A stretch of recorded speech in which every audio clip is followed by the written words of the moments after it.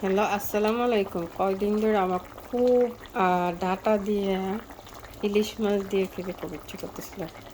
তাই গতকালকে রাতে ডাঁটা আনলাম। গতকালকে রাতেই এগুলো বাইসা সব ঠিক কইরা এখন রান্না করতেছি।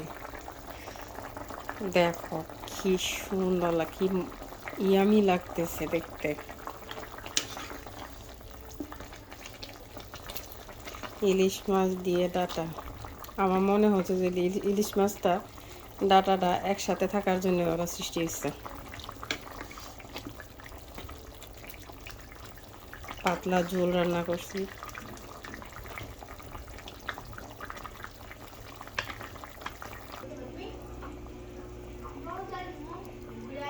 দেখো কি সুন্দর লাগতেছে।